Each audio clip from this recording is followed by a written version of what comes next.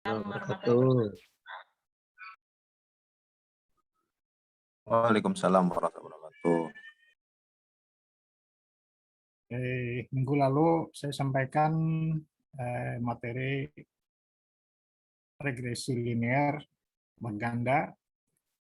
Nah, hari ini analisis jalur. Analisis jalur nanti pekerjaannya dengan regresi. Jadi kita harus dapat paham dulu, bisa dulu mengerjakan regresi berganda, baru bisa masuk analisis jalur. Nah, pertanyaannya kemarin saya tidak menjelaskan, tidak mendemonstrasikan, langsung masing-masing baca contohnya, mencoba. Apakah sudah bisa menghasilkan keputusan-keputusan dari hasil printout regresi berganda?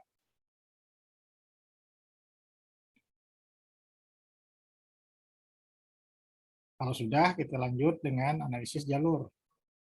Kalau belum, kita harus ulang, kita harus mantapkan regresi berganda, baru bisa masuk analisis jalur. Karena analisis jalur nanti alatnya regresi berganda untuk menghasilkan komponen jalur dari model jalur itu.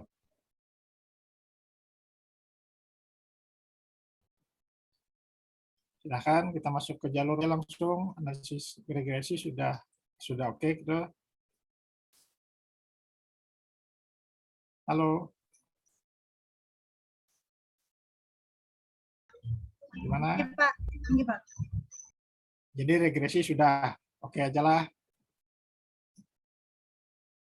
Karena regresi sebenarnya kalau mengikuti contohnya itu hanya panjang jalannya karena ada 4 uji asumsi. Sudah 4 uji asumsi, lalu kita buat regresinya, kemudian kita uji hipotesis. Ya, nah sekarang kalau kemarin regresi itu hanya ada variabel bebas dan variabel terikat, jadi ada 2 atau lebih variabel bebas dihubungkan di regresi, diuji regresi variabel terikat terhadap 2 variabel bebas, 2 atau lebih variabel bebas itu. Nah, hari ini analisis jalur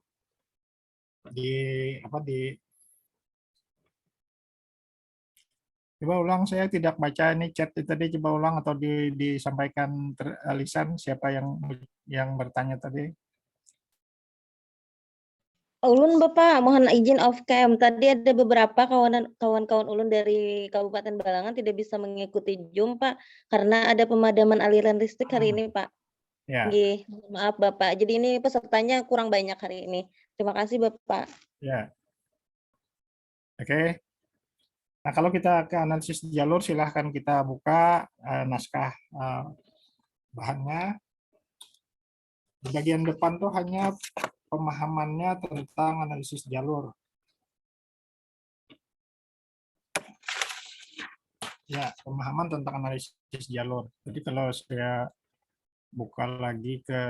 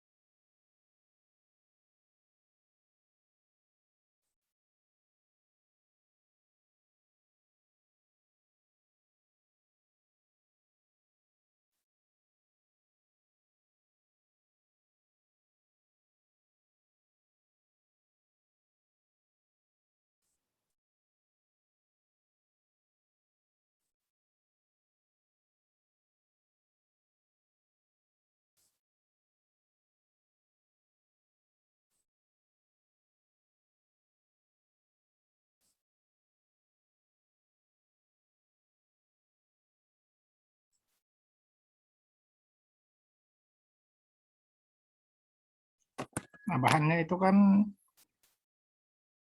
yang ini. Kalau kita baca sedikit aja,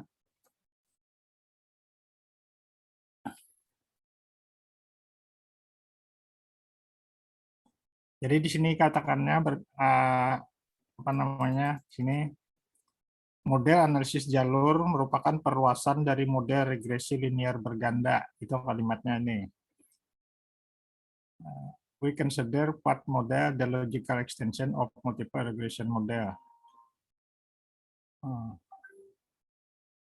Lalu dalam model regresi linear berganda, variabel tak bebas yang dilibatkan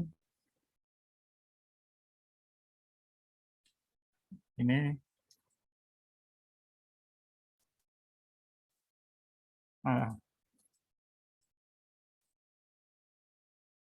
dalam model regresi linear berganda, variabel tak bebas yang dilibatkan hanya terdapat satu persamaan karena variabel bebasnya satu, sisanya variabel terikat.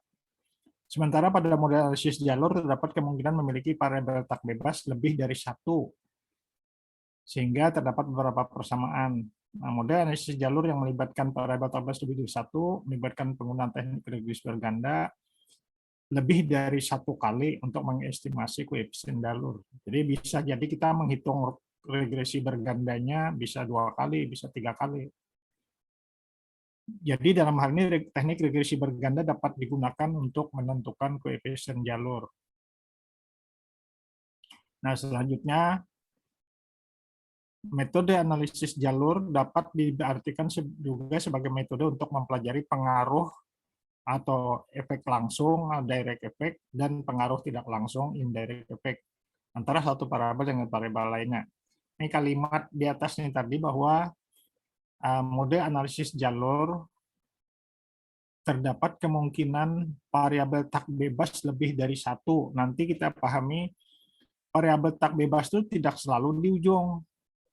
Di ujung kanannya variabel terikatnya bisa satu ada, tetapi di tengah variabel perantara itu dia juga menjadi variabel tak bebas karena di depannya ada variabel bebas yang mempengaruhi dia. Itu yang dimaksud dengan variabel tak bebasnya lebih dari satu. Jadi lebih dari satu bukan terletak di ujung kanan keduanya atau lebih dari dua, tetapi dia berada di tengah. Itu maksudnya. Karena itu variabel mediasi mediating itu nanti dia variabel terikat tetapi sekaligus juga berfungsi sebagai variabel bebas.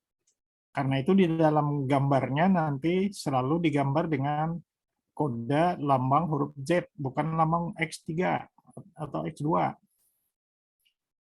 Jadi diberi lambang Z itu karena X itu variabel bebas, Y itu variabel terikat, sedangkan yang variabel mediasi itu dia variabel bebas tapi sekaligus juga dia sebagai variabel terikat. Maka tidak dinamai X, tidak dinamai Y, dia dinamai variabel Z. Itu yang paling tepat memberikan apa namanya lambangnya. Oke, di sini penjelasan-penjelasan saja. Dapat dipakai beberapa teknik, beberapa aplikasi statistik gitu, SPSS atau SAS Macros, lalu ada lagi beberapa AMOS dan sebagainya. Nanti tapi yang kita pakai nanti SPSS saja. Nah, jadi pengujian signifikansi dari efek tidak langsung dapat dilakukan menggunakan SPSS dan SAS Macros yang mempelajari pengujian signifikansi dari efek tidak langsung. Kalau efek langsung kan ketika kita sudah hitung regresi seperti kemarin, regresi linear berganda misalnya 3 variabel terhadap 1 variabel, itu sudah didapat langsung pengujian hipotesisnya karena di setiap komponen dari pengujian itu sudah ada nilai signya masing-masing, nilai signifikansinya. Tetapi pada analisis jalur kita nanti mengambil komponen jalur untuk menghitung the indirect effect, efek tak langsung, di situ tidak ada pengujian langsungnya dari spesifik dari regresi yang kita gunakan, sehingga kita harus menghitung signifikansinya dengan menggunakan pendekatan Hayes ini atau nanti pendekatan ini ada dua ini, nah, pendekatan normal theory approach dan bootstrap approach. Nah, nanti kita lihat ada Baron dan Kenny, ada apa namanya, ada uji Sobel. Ini contoh saja. Jadi kalau pendekatan normal teori dan bootstrap terjadi ini di sini di menu ini kita pakai di menu ini. Tapi nanti kita tidak coba di situ. Nah, ini cara menarik, cara membacanya. Ini bots-nya, ini normal teorinya. Tapi ini kan apa pengenalannya, ceritanya. Kemudian model mediasi dengan satu variabel moderator. Ini variabel bebas dan variabel terikatnya, tetapi dalam model jalur dia dimediasi oleh variabel M. Jadi X dan Y, kalau di kita nanti M ini karena mediator lalu disebut M. Di kita nanti kebanyakan diberi nambang Z. Karena X, Y, Z yang mediatornya. Di sini diberi nama M karena mediator M. Nah, persamaannya, ini kan persamaan regresinya. Saya jarang menggunakan persamaan, tapi kalau mau bagus saja di tesisnya ditulis. Saya itu kalau to the point aja yang perlukan itu ini nilai B3-nya berapa, C-nya berapa, B2-nya berapa, lalu nanti ini jalur langsung berapa koefisiennya. Kalau jalur tak langsung B2 kali B3 ini berapa. Nah, ini perlu diuji dengan uji signifikansi lagi. Nah, uji signifikansi tadi kita kerjakan kembali untuk menguji.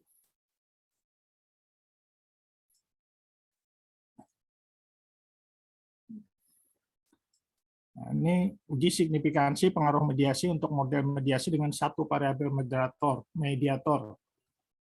Satu variabel mediator dengan pendekatan Baron dan Kenny. Pendekatan Baron dan Kenny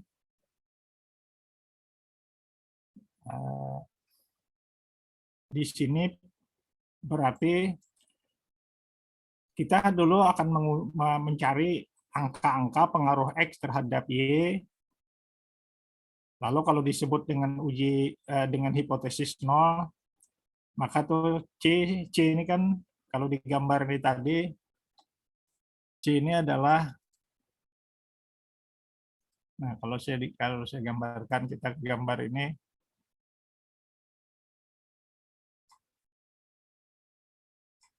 nah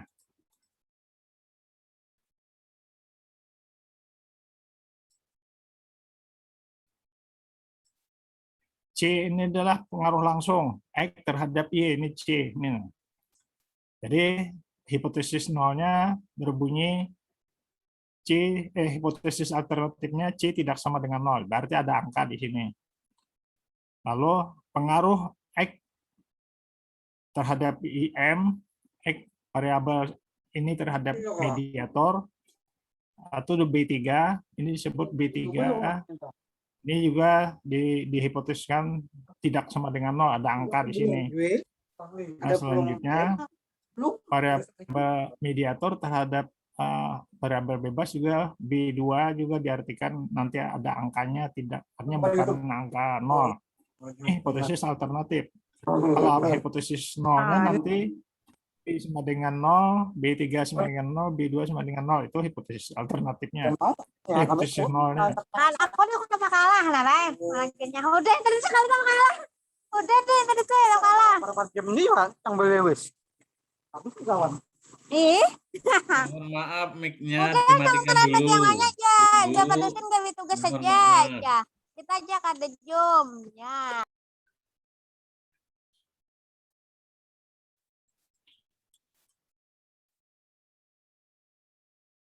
Nah, jadi di sini tadi ada model Baron dan Kenny. untuk menguji signifikansi B2 kali B3 ini. Nah, ini kan nanti pengaruh tak langsung tuh koefisiennya adalah B2 kali B3. Hasilnya berapa itu belum ada penjelasan signifikan tidaknya. Kita harus uji dengan ini dengan Baron dan Kenny. Boleh satu semacam.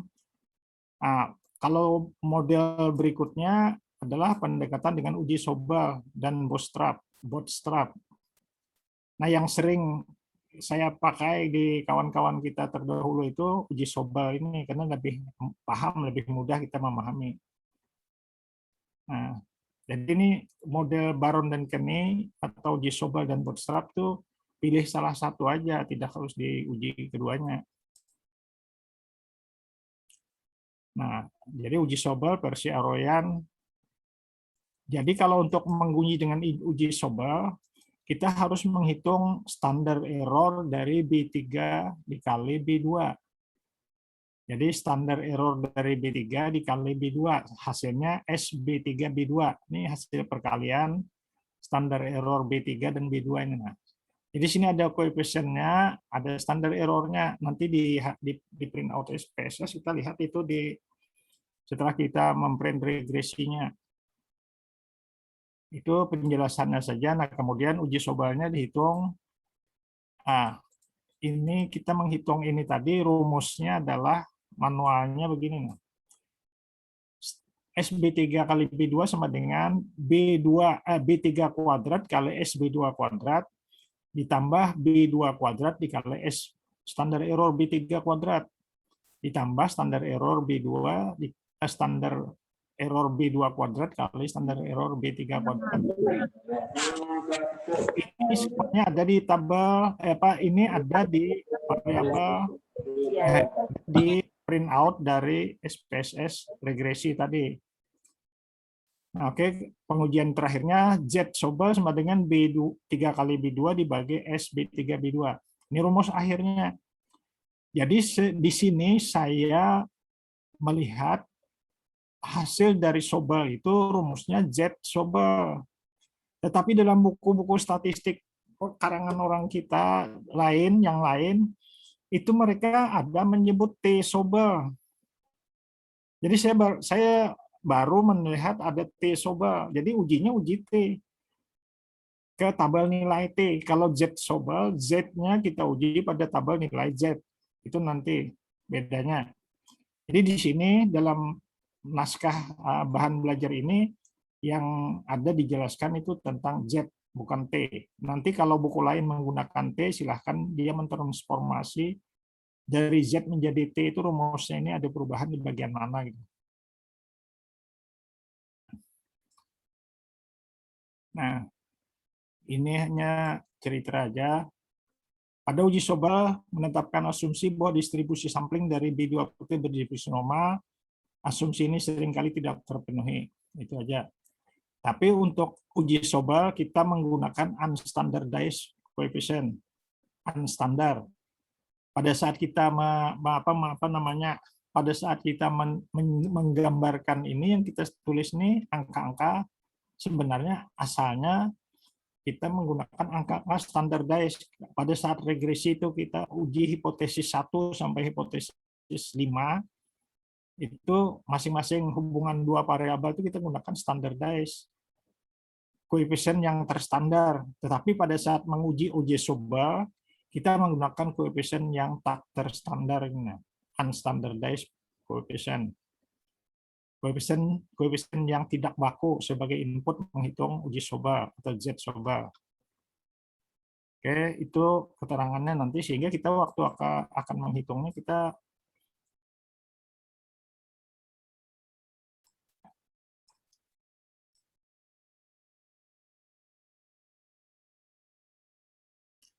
Nah, apabila untuk menguji Sobel itu asumsi distribusi normalnya tidak terpenuhi, nah, maka bisa dilakukan uji dengan uji bootstrap dengan pendekatan bootstrapping. Karena pada pendekatan bootstrap ini tidak memerlukan asumsi bentuk distribusi dari variabel atau distribusi dari satu statistik untuk sampel yang kecil. Jadi istilah kita ini mungkin diartikan nanti semacam non parametrik. Jadi tidak mensyaratkan distribusi normal. Nah, ini sudah ke arah bagaimana analisis jalur dalam mengestimasi koefisien jalur dapat menggunakan Amos, Lisrel, atau SPSS, macam-macam, Minitab, EPA, FPO, SAS, silahkan. Yang kita cobakan nanti SPSS. Ini penjelasan saja, kita sampai ke contoh.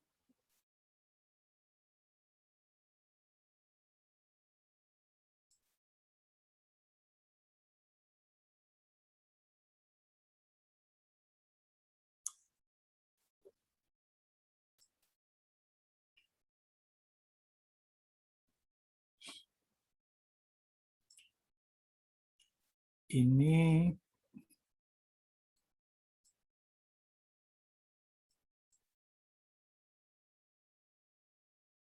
dan ini tidak usah kita baca, agak ini penjelasan teoretik aja. Perbedaan penggunaan Amos dan SPSS. Nah, sekarang kita coba dengan penyelesaian dalam SPSS ini aja. Jadi Minitab, R, Lisrel, Amos, dan Smart FP tidak usah. Nah, contohnya ini ada tiga variabel, itu kan. Ada variabel bebas, ada variabel perantara, mediasi, ada variabel terikat. Ini contohnya.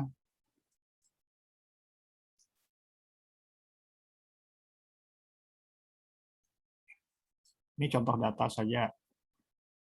Jadi ada tiga variabelnya X. Jadi kalau diberi nama nanti X itu variabel apa, mediasinya apa, Y-nya apa. Ada tiga kelompok data.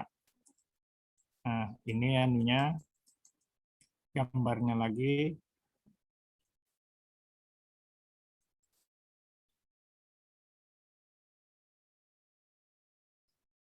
Nah, kemudian uji signifikansi pengaruh mediasi untuk model mediasi dengan satu variabel moderator. Uji signifikansi pengaruh mediasi untuk model mediasi dengan satu variabel moderator. Ya, ini tadi gambarnya.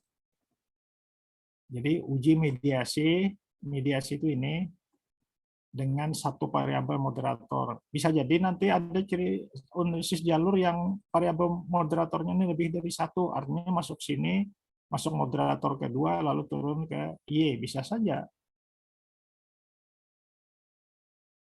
Oke, jadi yang sering kita pakai sementara ini nanti kita akan menguji seperti ini.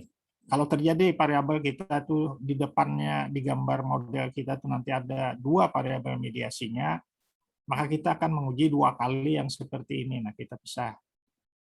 Tetapi kalau terjadi dua variabel independennya, bebasnya, maka juga kita akan menguji dua kali dengan kita pisah masing-masing tiga seperti ini. Itu nanti kita lihat. Tapi kita harus bisa dulu menguji satu contoh, satu blok seperti ini. Nah, kalau sudah nanti kalau kita pindah ke variabel bebas yang berikutnya, kita tinggal langkahnya sama, hanya variabel bebasnya ganti dengan variabel bebas yang satu lagi.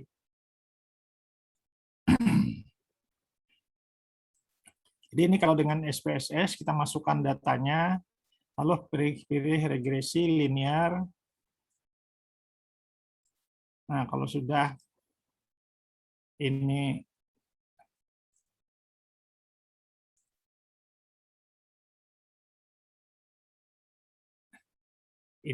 linear antara X dan Y. Konstannya X, variabel dependennya Y.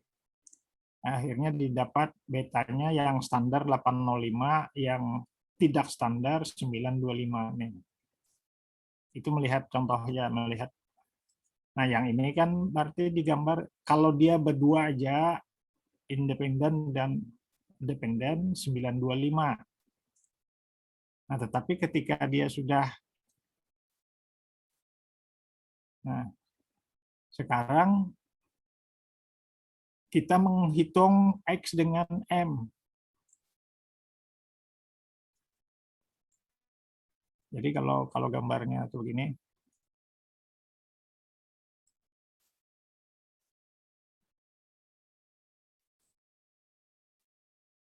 nah, jadi yang pertama,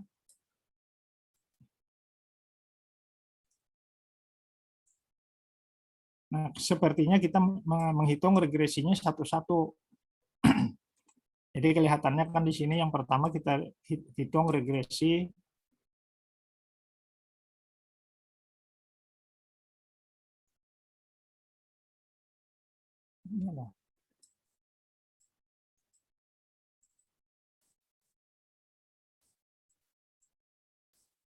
nah ini ini datanya kita masukkan, ini variabel bebas X, lalu variabel mediasi, ini variabel terikat.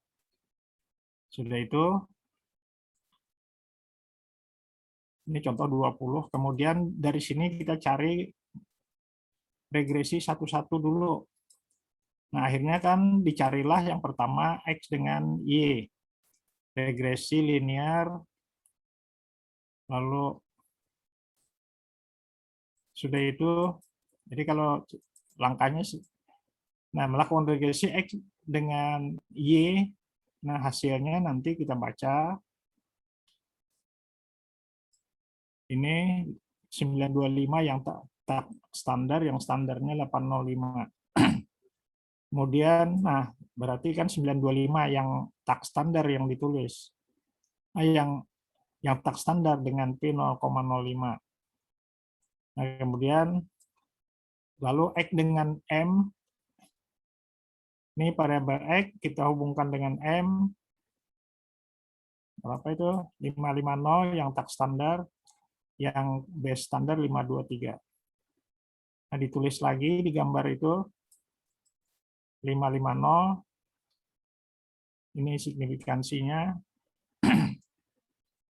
Kemudian M dengan Y, B2 yang kita hitung nih, B2 569. Ini 569 ini, yang tak standar. Nah, kemudian setelah itu, jadi X terhadap Y signifikan, X terhadap M signifikan, M terhadap Y juga signifikan. Jadi kesimpulannya model ini bisa jadi karena ketiga-tiganya signifikan. Kalau satu kada signifikan, hilang model ini kada bisa dihitung, kada bisa dicari lagi. Kada terhubung hubungan tak langsungnya. Nah,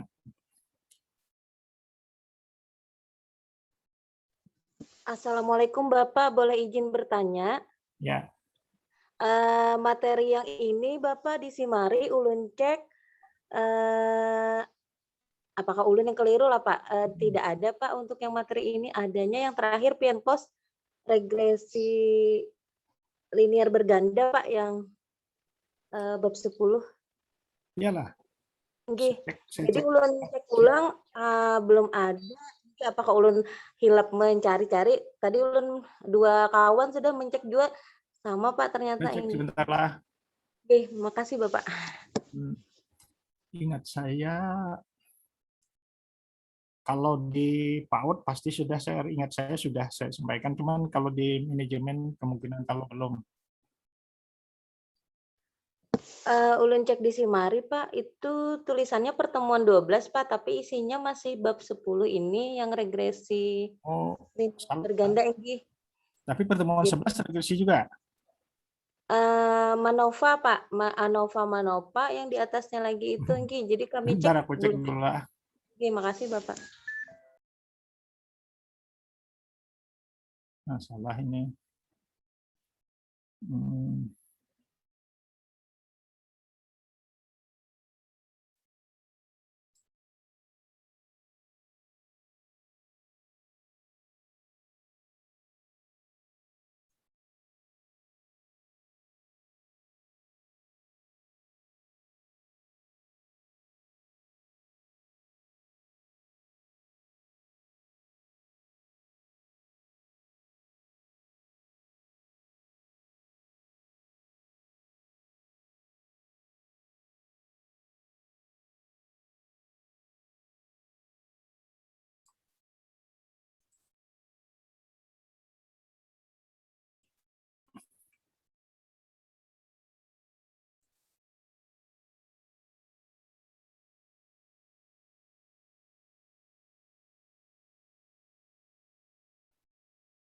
Oh, salah.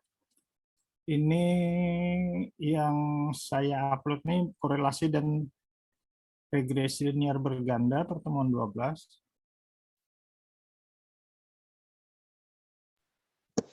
Nggih, Kita Pak. Kita pertemuan 13. Eh, Ya, kita pertemuan 13. Betul. nggih. Kalau Oke. materi yang ini tidak ada Pak di Simari, kami cek di kelas A maupun kelas B. Nggih. Bentar lah, aku cek puisi sekarang.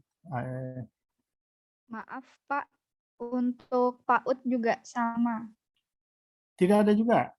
Iya, sama kayak yang Ibu Risna tadi ucapkan. Terima kasih Bapak. Ya.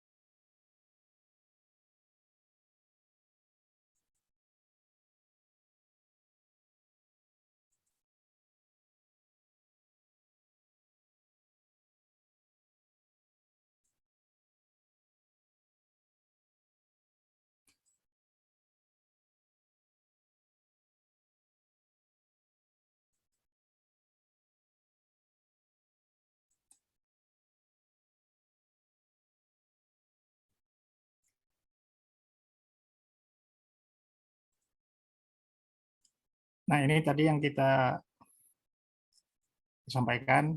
Tapi cek aja nanti, tinggal dibaca aja. Kita belum sampai pada prakteknya. Baca aja ini pemahamannya. Nanti kita baca di sana. Lalu setelah itu,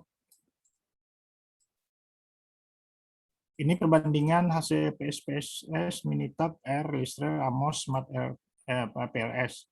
Jadi ada 6 aplikasi dicobakan, hasilnya ya mirip-mirip lah gitu. Itu cerita apa namanya, teori aja.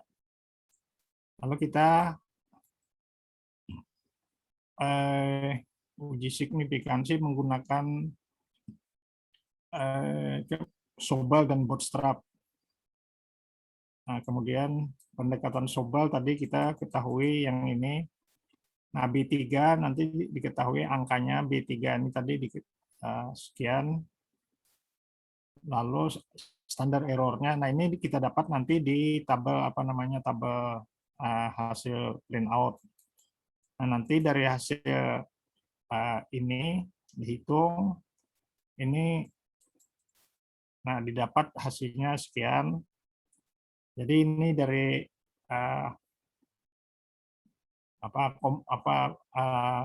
koefisien B3 dikali dengan standar error B2 kuadrat. B3 kuadrat kali SE B2 kuadrat. Kalau yang ini B2 kuadrat dikali SE B3 kuadrat. Jadi di huruf Bapak bersilang itu. Nah, kemudian ini standar error B2 kuadrat dan B3 kuadrat dikalikan. Itu contoh aja, kalau dari ya, demonstrasinya nanti kita lihat. Nah, ini contoh bagaimana menguji Sobal, uraian tentang Sobal ini. Nah, kemudian memakai Bootstrap. Nah, kalau Bootstrap ini tadi langkahnya regresi, lalu proses by Andrew P. Hayes. Sudah itu,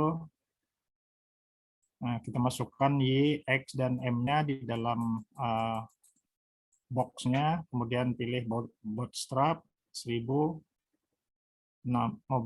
model number 4. Nah, sudah itu Sobal test. Ini Sobal test kita pilih. Nah, sehingga hasilnya nanti ada di sini. Nah, ini Z Sobal diperoleh, ini Z Sobal ini, nah 2,2321. Nah, lalu nilai standar errornya 0,1401, ini nilai Sobal ini. Karena itu SB2B3 kita sudah bisa nanti kita hitung ini. Jadi bahwa Z sama dengan 2321 yang telah dihitung sebelumnya, yang telah dihitung, nah nilai SE-nya adalah S1401. Nanti kita demonstrasikan.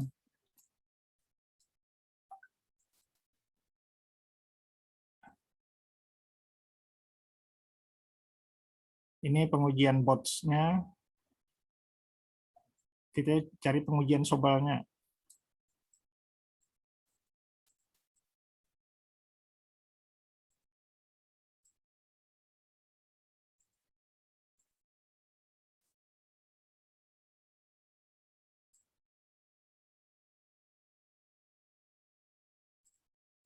Kenapa kosong?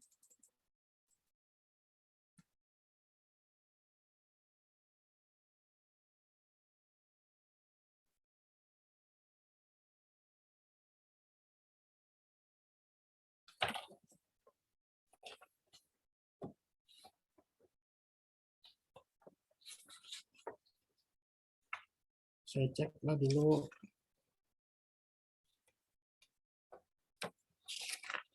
Penyelesaian dalam SPSS.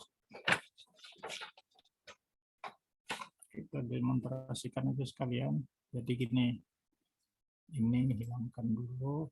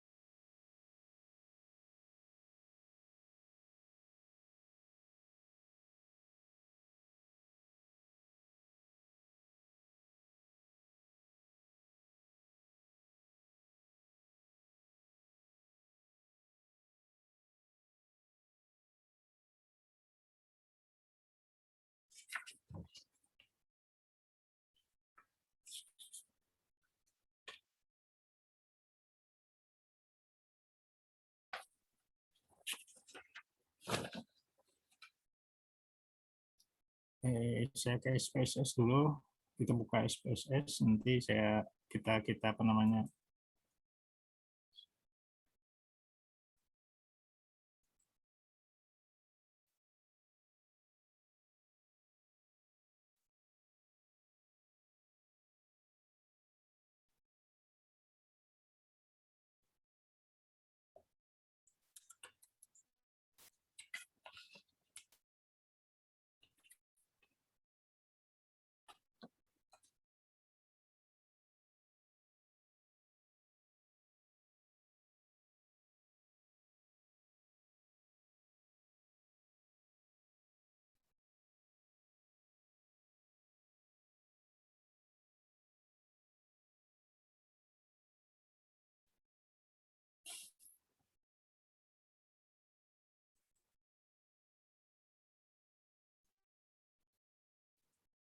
kita bangun datanya dulu. Data variabel 1 ini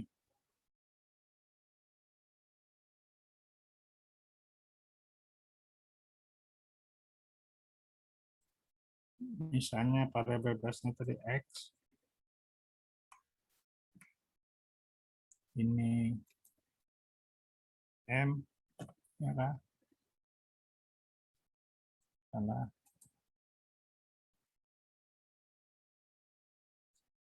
Ini Y.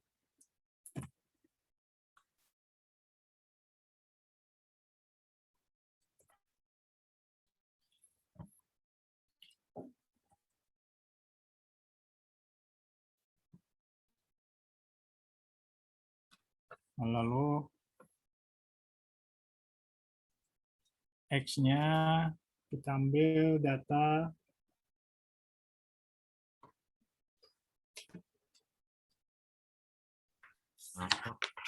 Screen-nya nggak ada, Pak, ya?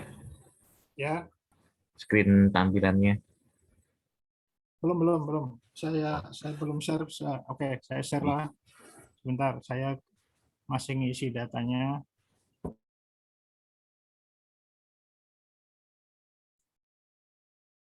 Hmm.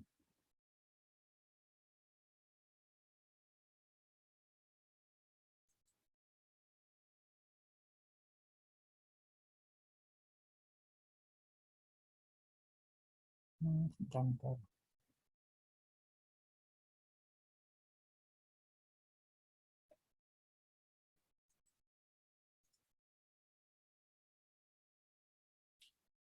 Sudah masuk? Sudah, Pak. Oke. Ini sudah Pak. Saya coba ambil data di tempat lain lah.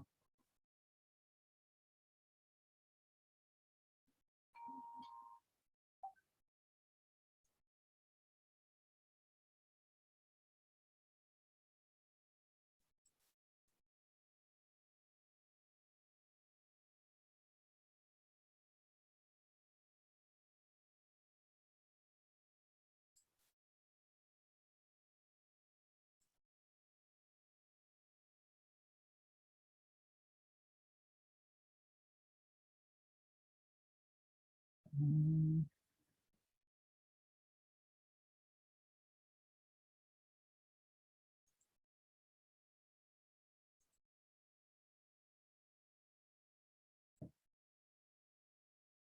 Bentar, saya balik ke sini.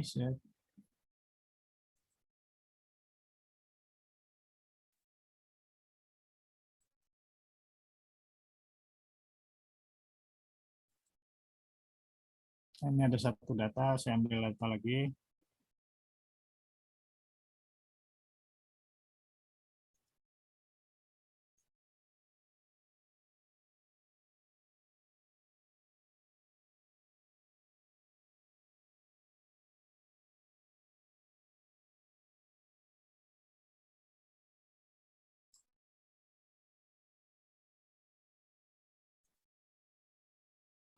Jumlah datanya berapa, Pak, ya?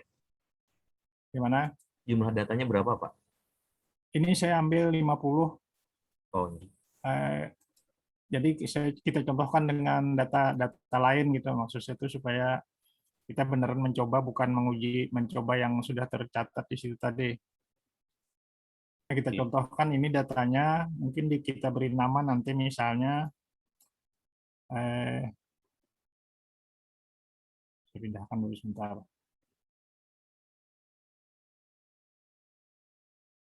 Misalnya ini kita beri nama, misalnya ini kalau di punya yang saya ambil ini labelnya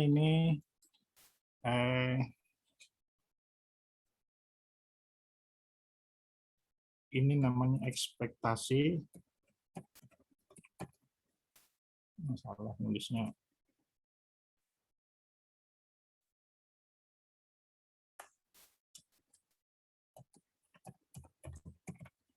Yang ini variabel menengahnya persepsi. Yang ini variabel Y-nya partisipasi. Nah, misalnya kita beri nama itu, pengukurannya tiga-tiganya scale.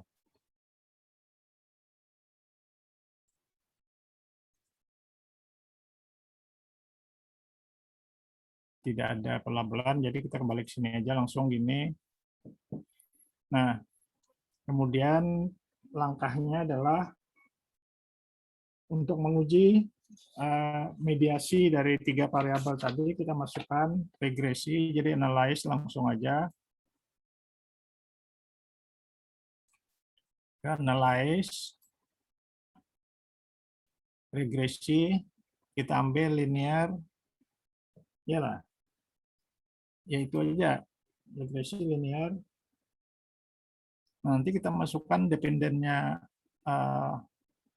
partisipasi, lalu independennya ekspektasi,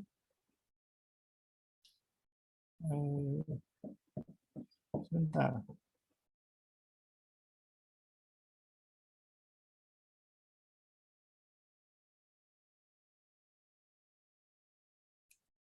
Misalnya begitukah?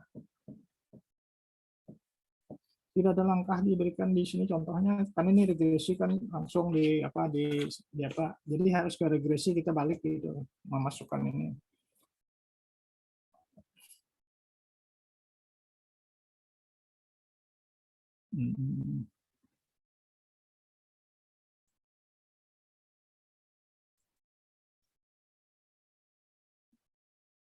Misalnya seperti itu, kita print apa keluar hasilnya seperti apa.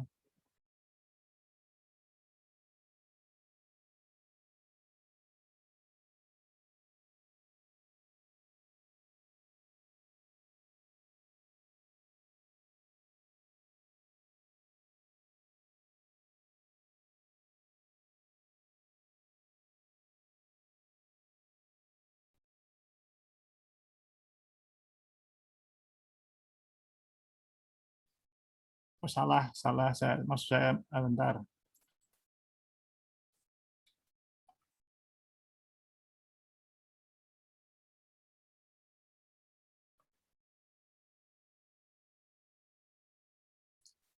Saya balik lagi ke tadi. Ini kita analyze langsung satu-satu. Jadi yang pertama kita coba kita cek itu kan regresi linear. Lalu maksudnya yang nomor 2 ini kita keluarkan. Jadi partisipasi sebagai variabel terikat, kemudian ekspektasi sebagai variabel dependen. Nah, kalau sudah oke aja langsung. Nah, akan didapat gambar seperti di halaman ini. Saya keluar share dulu. Saya ambil share lagi ke print out-nya.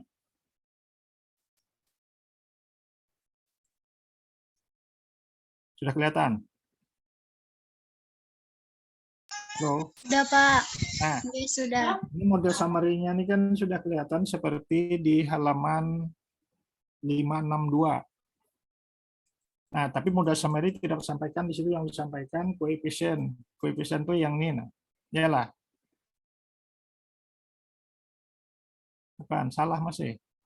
Ekspektasi persepsi salah, ini salah apa namanya, salah printout-nya. Yang kita ambil printout-nya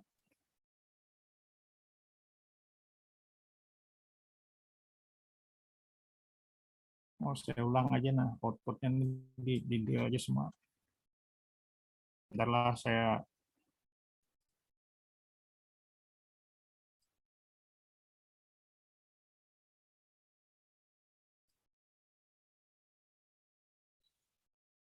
Nah, kita ambil analyze, regresi, linear, kita masukkan partisipasi, oke, ekspektasi, persepsi tidak ada, next-nya tidak ada, ya, masih ada, persepsi keluarkan. Nah, jadi yang ada hanya ekspektasi, lalu kita oke. Nah, hasilnya, saya stop ini hasilnya.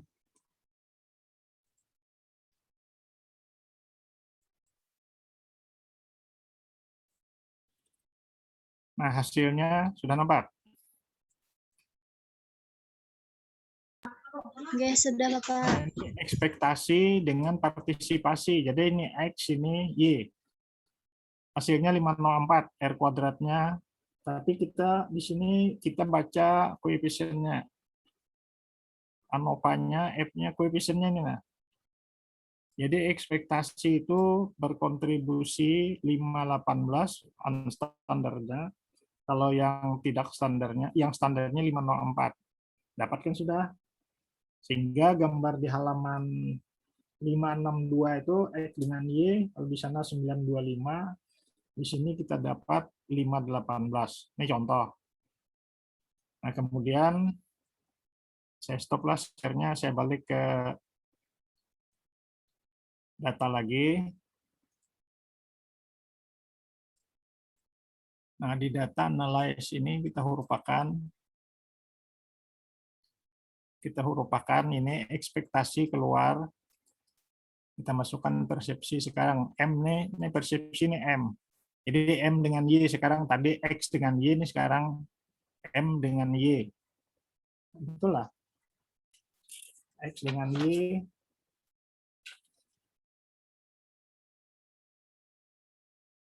Oh, X dengan M dulu. Ya kan?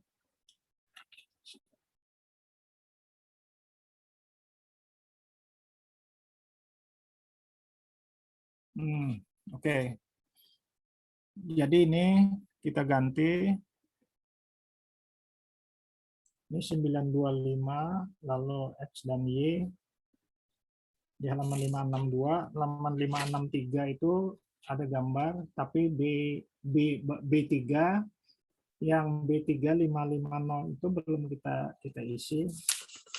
Bentar. 925 kita X dengan Y, lalu X dengan M. Sebentar, salah nih, bukan persepsi sih. Ini yang keluar. X dengan M. Jadi ini X salah. Nah, di sini salahnya sebentar. Di sini persepsi keluar, persepsi masuk sini X dengan M. Nah, begini. Kita enter.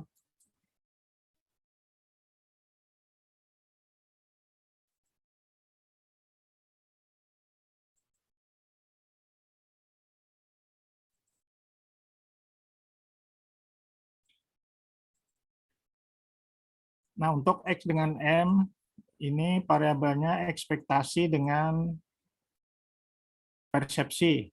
Ekspektasi ini X tadi, persepsi ini M. Media. Jadi partisipasi tidak masuk sini. Jadi sudah 2 kali. Yang pertama tadi kita pasang X dengan Y.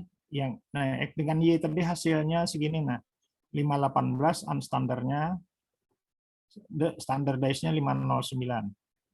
Ini X dengan M, persepsi dengan ekspektasi. Jadi X dengan M, nah hasilnya unstandarnya betanya 300 yang standar 660. Ini terbalik, ini kan kecil, ini besar. Biasanya ini kecil, ini besar. Oke, kemudian kita balik lagi untuk M dengan Y.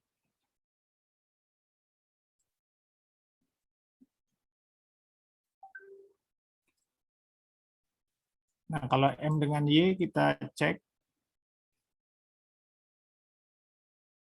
Jadi M dengan Y berarti ekspektasi keluar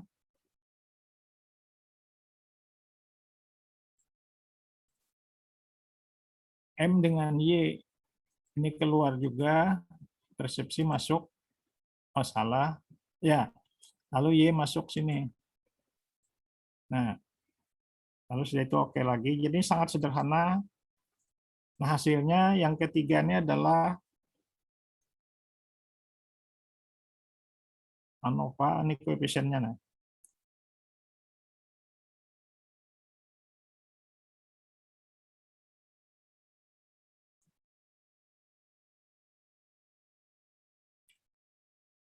Bentarlah. Ini kenapa ada dua ini persepsi ekspektasi ini dua double nih.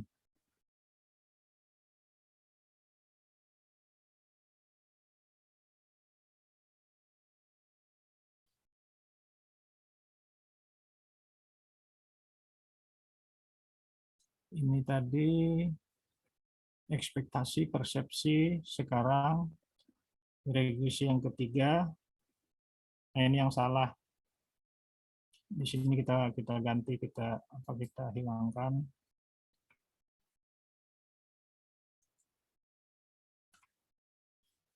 Ini regresi kedua, ekspektasi ke persepsi. Dapat tadi 660, adjusternya 423. Ekspektasi ke persepsi. Nah, yang ini ekspektasi ke partisipasi, ini ekspektasi ke persepsi, ya Kak? Ke ekspektasi ke persepsi di sini. Nah, ekspektasi ke persepsi, jadi X ke M, yang di sini. Nah, ini X ke Y. Berarti yang belum M ke Y. Saya ulang, M ke Y.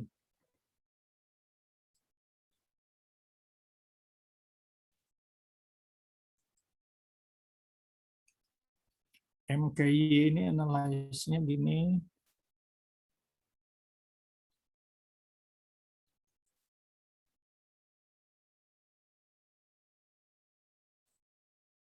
Nah, ini yang harus keluar ini. Ekspektasi ini keluar, yang ada persepsi di sini ke partisipasi ini M ke Y. Nah, kalau sudah ini dapat, nah koefisiennya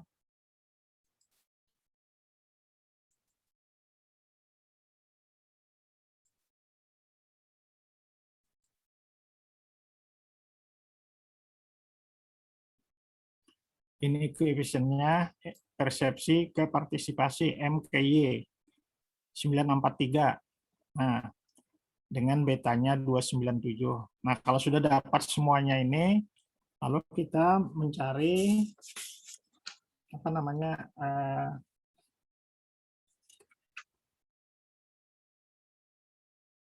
jadi kalau digambarkan nanti itu sudah kelihatan B2-nya, B3-nya, dan C-nya sudah dapat. Nah, kalau sudah, lalu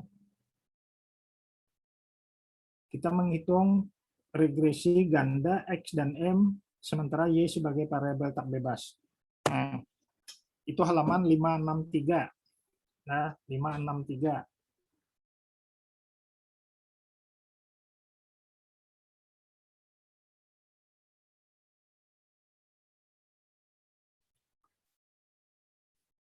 Saya stop ini.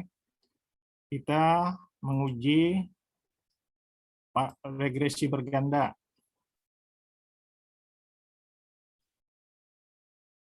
Analyze regresi linear berganda. Nah, ini persepsi, lalu ini partisipasi. Kita keluarkan aja dulu persepsi ini ke sini.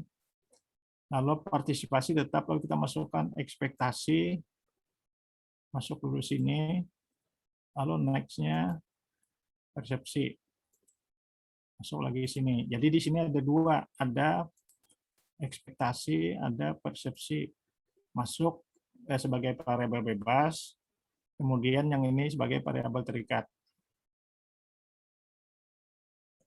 Oke. Nah, ini hasilnya. Sebentar saya share.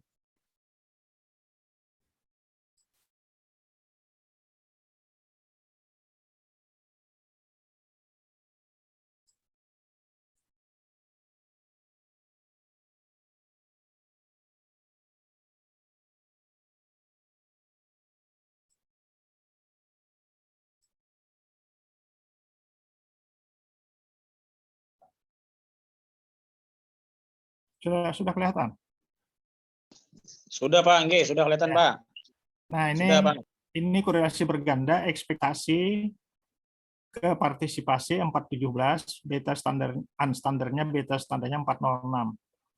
Persepsi ke partisipasi ini, persepsi ini kan variabel M-nya tadi mediasinya 337. Ke partisipasi itu 149, kalau unstandarnya 337. Nah, kalau sudah, ini yang kita gunakan nanti, yang unstandar ini dengan standar error ini, ekspektasi nanti 417, untuk betanya, standar errornya 171. Nah, ini kita ambil nanti untuk uji coba. Jadi ini sampai di sini kita sudah sampai halaman 563, gambar yang di bawah itu. Nah, kalau sudah seperti itu, jadi kalau kita simpulkan di bawah itu diketahui C sama dengan di situ 612. C kita tadi berapa? Ekspektasi 612. Ya. Jadi kalau kita di sini ekspektasi 417, di sini C-nya 417, EKY, lalu MKY 123, di sini 337, MKY. Nah, tinggal yang ekspektasi ke persepsi itu di atas tadi sudah sendiri aja. Yang di atas tadi ekspektasi ke persepsi di pertama di sini tadi. Nah, ini ekspektasi ke persepsi 0,3 dengan standar error 0,049. Nah, sudah 3 komponen itu kita gambar di halaman 563 itu. Nah, jadi B3 itu ini yang kita gambar ini. Nah, 300 dan 049. Nanti untuk B2 dan C kita ambil dari regresi berganda di bawah ini. Nah, B2 dan C, B2 itu persepsi ke partisipasi 337 dengan standar errornya 376. Kemudian C-nya 417, ekspektasi ke partisipasi. Nah, X ke Y. Nah, kalau sudah semuanya dapat di atas kertas, di atas model itu, angka-angkanya sudah ada, lalu kita masuk ke uji coba.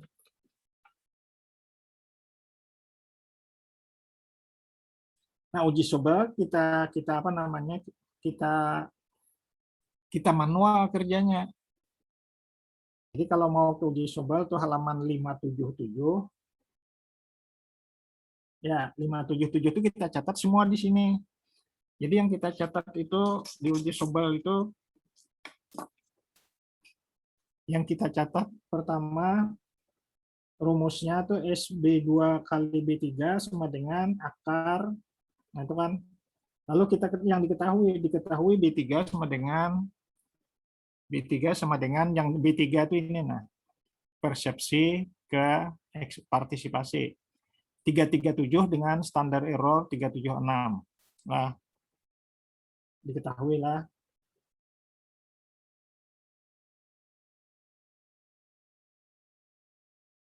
(337) dan 376. Jadi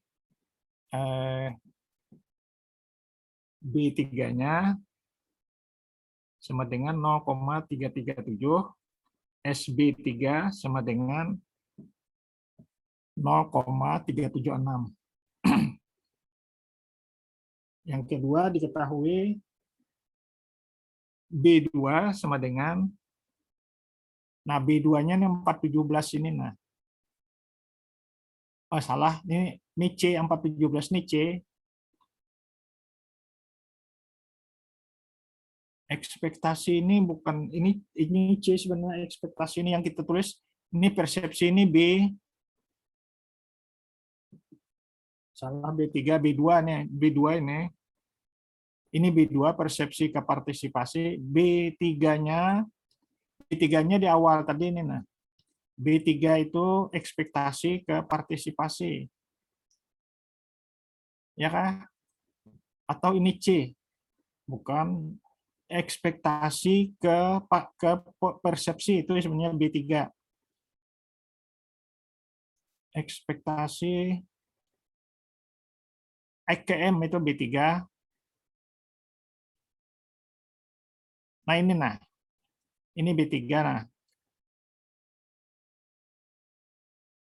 Kontan ekspektasi, jadi B3 itu X ke M itu 0,300, B3 0,300 dengan SB3 sama dengan 0,049. Lalu B2 itu dari persepsi ke partisipasi. Nah, persepsi ke partisipasi itu kita lihat di sini, nah, yang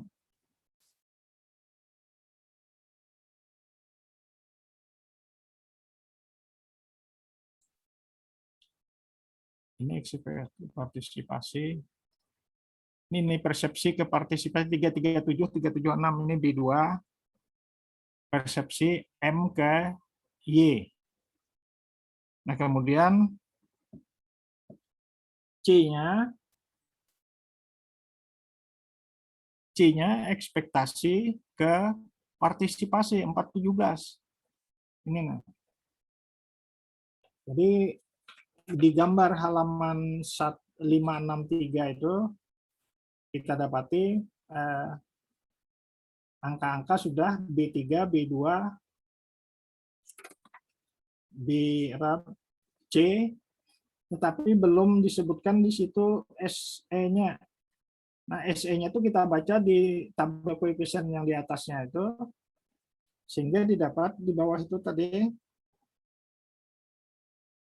B3 550 diketahui, lalu B3 0,550, lalu B2 569 dengan, nah di sini kan B3 X ke Y bukan 612, tetapi diambil yang sendiri yang pertama tadi, bukan yang bersama ini, tetapi ketika M-nya diambil yang bersama dengan X ini 569. Ini, nah, di halaman 563 itu. Nah, sehingga 569 dengan standar errornya 0,123. Nah, itu sama di sini kan berarti standar errornya untuk B2 itu dari mediasi ke Y itu 0,337 dengan standar errornya 0,376. Yang ini kita ambil. Nah, kalau sudah dapat baru kita hitung dengan rumus Sobel tadi. Nah, rumus Sobelnya ini sendiri kita hitung manual.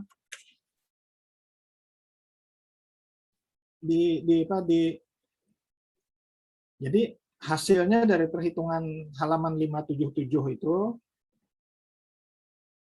SB3 kali B2 sama dengan akar B3 kuadrat dikali SB2 kuadrat tambah B2 kuadrat ditambah SB3 kuadrat ditambah standar error B2 kuadrat kali standar error B3 kuadrat. hasilnya itu sama dengan 0,0229. Itu contoh, yang ini nanti kita hitung manual. Nah, kalau sudah kita hitung manual, lalu Z-nya kita hitung B3 kali B2. Nah, itu B3 kali B2 kita hitung manual lagi. Lalu dibagi dengan SB3B2 yang didapat tadi 0,140229 di halaman 578. Nah, setelah dibagi B3 kali B2. B3 kali B2 itu kan koefisien ini, nah 337 ini. Jadi koefisien beta tidak standarnya, koefisiennya ini B3 ini, B2 ini. Nah.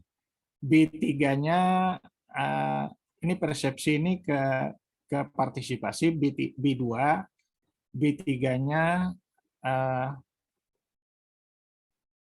ekspektasi ke persepsi. Itu sudah kita dapat di awal. Nah, dari situ keduanya tuh B3 dan B2-nya diambil di ini, SE-nya diambil sini. Nah, sudah itu kita susun ke dalam rumus halaman 577, didapat SB2 B3 kali B2, lalu dicari Z sobel B3 kali B2, dibagi S standar error B3 kali B2 yang sudah kita dapat baru tadi. Sehingga didapat hasil, di situ dicontohkan halaman 578 itu 2,231703, itu hasilnya Z sobel. Nah, uji Z ini tinggal kalau didapat kita bandingkan dengan tabel untuk apa namanya, untuk tingkat kepercayaan 5%, tingkat signifikansi 5%. Nah, dalam tabel Z itu atau tabel kurva normal, tingkat kepercayaan 5% itu angkanya 1,96 Z. Jadi kalau Z-nya itu dihitung itu 1,96 SD, baik ke kanan maupun ke kiri. Nah, jadi kalau bacaannya 1,96 di tabel, sedangkan yang kita peroleh nanti, kalau di contoh sini kita peroleh 2,231703, berarti Z yang kita peroleh, Z sobel itu lebih besar dari Z tabel 1,96. Kalau Z yang diperoleh lebih besar dari Z tabel, maka berarti hubungan tak langsung dari ekspektasi melalui persepsi ke partisipasi itu ternyata signifikan. Jadi menguji hubungan tak langsung dengan uji sobel. Nah, contohnya untuk mendapatkan angka-angka uji sobel itu hanya regresi sederhana ini aja yang kita lakukan 3 kali. Regresi sederhana sebenarnya 1 kali saja, ekspektasi ke persepsi sekali aja. Sudah itu yang kedua kita bos regresi ganda, ekspektasi dan persepsi ke partisipasi. Nah, kalau sudah uji 2 kali itu, maka sudah dapat kita komponen dari C, B2 dan B3 termasuk standar errornya. Nah, dengan itu kita sudah menguji signifikansi hubungan tak langsung dari X melalui M ke Y.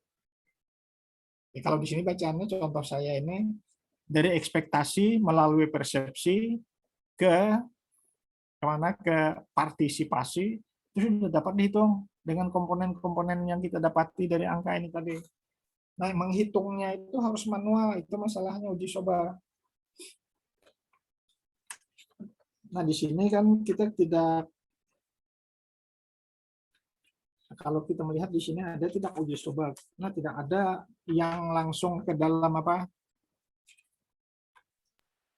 ke dalam SPSS untuk menguji coba, itu tidak ada. Entahlah, kita coba. Kalau bootstrapping ada dengan bootstrap. Nah, di bawah di halaman 578 itu kan calculation per Sobel test itu diambil dari uraian lain. Jadi bukan SPSS itu kan versi Aroyan itu. Jadi istilah saya uji Sobelnya kita hitung manual sehingga dapat Z Sobel. Lalu Z Sobel kita bandingkan Z kritisnya 1,96. Nah, karena hasilnya lebih besar, maka eh, hubungan tak langsung atau pengaruh tak langsung dari X ke Y melalui Z itu signifikan. Oke, sebenarnya ini simpel aja, hanya kita perlu pemahaman tentang bagaimana uji Sobel itu memperoleh komponennya. Sedangkan analisis jalurnya sendiri kan untuk hipotesis yang ini yang tadi kan ada 3 jalur, ada 3 garis ini, ada X ke Y, ada X ke M, ada M ke Y. Nah, untuk X ke M itu diuji sebenarnya, jadi ke halaman 561, saya contohkan kembali. Halaman 561 itu ada 3 panah. Jadi yang kita uji itu hanya B3 dulu kita cari, dari X ke M dulu. Kalau dapat kita catat berapa betanya, berapa standar errornya, B3 itu beta 3. Kemudian setelah itu kita cari uji regresi berganda variabel X dan M bersama ke variabel Y. Jadi X dan M itu 2 variabel bersama-sama ke Y. Itu regresi berganda. Jadi tidak perlu 3 kali regresi sederhana, 1 kali saja. Yang penting regresi sederhana itu adalah dari X ke M. Sedangkan X ke Y itu bersamaan dengan M ke Y, regresi berganda.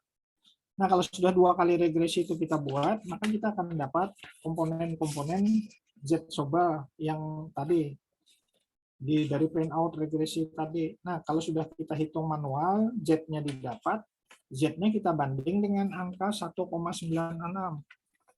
Kalau lebih besar dari 1,96 berarti hubungan tak langsung X melalui Z ke Y itu signifikan. Itu aja sebenarnya konsepnya dan langkahnya. Nah, saya sudah contohkan langkah dengan data lain. Jadi kita dapat sudah komponennya, tinggal yang belum saya sampaikan di sini, menghitung Z Sobel dengan manual. Nah, tapi komponennya sudah ada di dalam printout kita ini tadi. Itu yang manualnya itu contohnya di halaman 577. Dan untuk mendapat Z-nya dan menguji pada tabel itu 578. Sampai situ cukup. Lalu pendekatan bootstrapping tidak usah kita kerjakan. Tapi kalau mau mengerjakan silahkan nanti gunakan itu yang halaman 578 itu. Nah, regresi sudah itu ambil jangan linear tapi proses by Andrew Hayes. Cek tidak coba lagi. Kalau mau coba itu nanti di sana ada Sobel test. Di halaman 579 itu ada Sobel test. Dengan Andrew Hayes tadi kita dapat langsung situ. Ada kolom variabel Y, ada X, ada M. Nah, sudah itu ada uji Sobel test, kita klik. Sehingga nanti waktu print out-nya ada Sobel test itu. Z, ada nilai Z di halaman 579 itu. 2,2321. Nah, sama dengan hasil Z Sobel yang kita ambil dari pendekatan Sobel tadi. Jadi sebenarnya menghitung Sobel itu pakai SPSS bisa, tapi kita harus pakai proses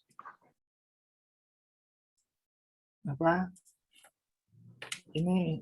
Kalau ke regresi saya balik ke data lah.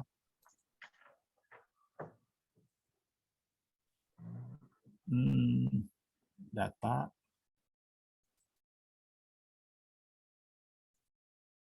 Nah, kalau data ini yang kita kerjakan tadi, analyze, regresi. Nah, kita harus cari apa yang namanya tadi di bawah ini ada nonlinear lah. Di probit ini. Nah, ada kan ini. Kalau dapat ini tuh di halaman, salah gambarnya beda lah, total observe faktor, transform, beda tuh. Mungkin fasilitas SPSS saya tidak bisa mencari proses by Andrew F. Hayes tuh. Nah. Tadi saya klik di profil ini ternyata isinya lain, di probit ternyata bukan isinya. Ya, ini kan respons frekuensi, total observe faktor, bukan. Harusnya yang keluar tuh kan seperti halaman 579 itu nah. Outcome variabel, independent variabel, mediasi variabel. Nah, itu prosedur SPSS yang ditulis oleh Andrew F. Hayes.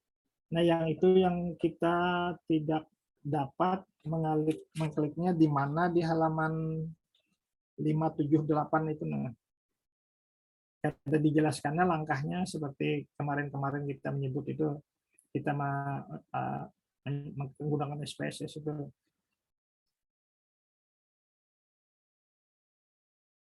Jadi ini dijelaskan di tempat lain, tetapi dengan manual tadi sebenarnya kita sudah memperoleh angka Z yang sama dengan SPSS ini.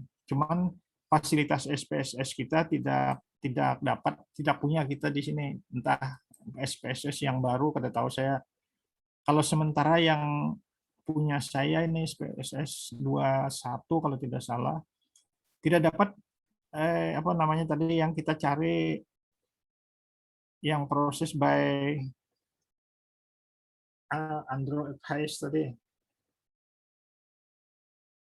Dan di bawah probit ini tidak ada di sini.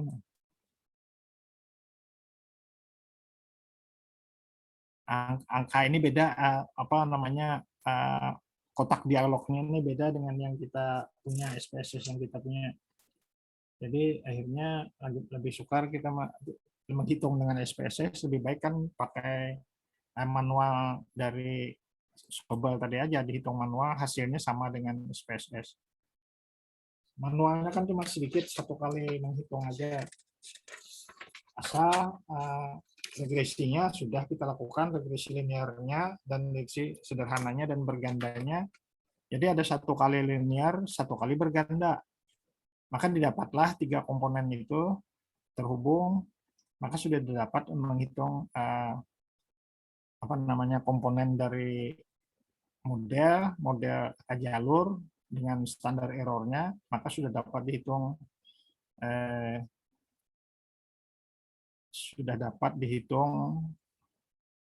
uji Sobelnya. Nah, saya kira itu kalau berdasarkan apa naskah ini seperti itu langkahnya kita menguji jalur. Kalau jalur itu hanya satu variabel bebas, satu variabel mediasi, satu variabel terikat. Nah, nanti dalam mata kuliah, dalam tesis kita diminta minimal 4 variabel. Sehingga bisa jadi nanti 2 variabel bebas, 1 mediasi, 1 variabel terikat. Atau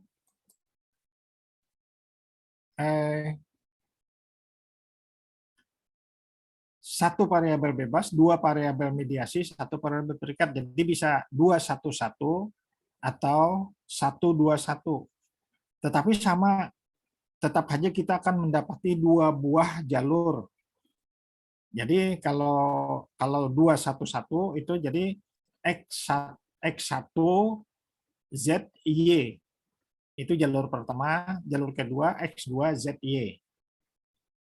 Tapi kalau modelnya 1 variabel bebas, 2 variabel tengah, maka berarti X-nya saja X, tapi ada Z1, Z2, ada Y. Maka jalurnya adalah X1, Z1Y, ke bawahnya X1, Z2Y, jalurnya. Jadi 2 kali kita menguji analisis jalurnya. Sama aja, apakah 2 variabel bebas atau 2 variabel mediasi, tetap kita 2 kali menguji blok jalurnya. Di sini contoh menguji 1 blok jalur tadi. Jadi kalau 2 kali kan tinggal mengubah aja, X1-nya ganti X2, kalaunya 2 variabel bebas. Kalaunya 2 variabel tengah, Z-nya ganti Z1 dan Z2. Langkahnya sama. Oke, sampai situ aja yang saya bisa jelaskan. Nanti kita cobakan aja. Nanti kita kalau ada yang sudah bisa mencoba, nanti kita bicarakan sama-sama. Kalau ada yang lain yang belum sampai bisa selesai mencobakannya tapi belum bisa tuntas gitu.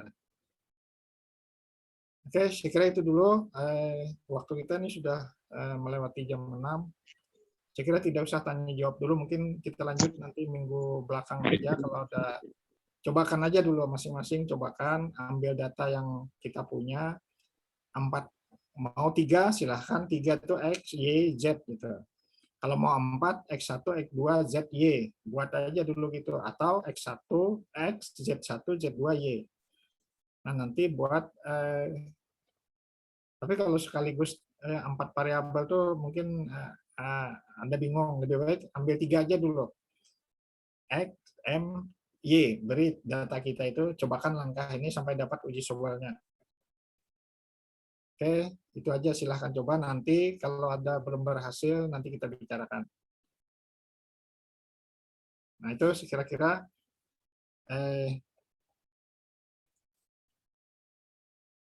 silahkan. Kebetulan di sini untuk uji apa namanya, karena itu tadi saya katakan analisis jalur ini cara mengregresinya sudah di pertemuan minggu tadi regresinya. Karena itu kita sebutnya lagi regresinya seperti apa caranya. Kalau kemarin-kemarin kan sebut buka analyze, klik regresi, lalu klik linear, lalu klik ini di kotaknya, klik ini kan di pandunya. Sekarang di analisis jalur tidak dipandu lagi.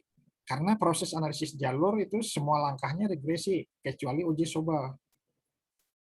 Jadi yang dijelaskannya uji sobal aja. Regresinya dianggapnya sudah minggu tadi. Makanya tadi saya tanya, regresi kita sudah oke tidak? Kalau sudah oke, analisis jalur kita bisa. Karena dia memakai regresi dan di sini tidak dijelaskannya lagi langkah regresi. Ya, itu aja penjelasannya. Jadi kalau bermasalah balik ke regresi dulu. Regresi satu variabel bebas dengan satu variabel terikat seperti apa. Lalu kalau 2 variabel bebas dengan 1 variabel terikat seperti apa. Kalau sudah matang itu masuk ke analisis jalur ini lebih mudah. Baik, saya kira cukup. Begitu dulu, waktu kita habis, tidak usah ada pertanyaan dulu, silahkan coba, baru nanti kalau sudah mencoba, baru muncul pertanyaan kalau kita berhasil. Kalau berhasil tidak ada pertanyaan. Itu aja dulu, saya kira demikian. Mohon maaf, kekurangannya saya mohon izin untuk keluar dari Zoom. Sesudahi, Assalamualaikum warahmatullahi wabarakatuh. Waalaikumsalam warahmatullahi wabarakatuh. Terima kasih Bapak.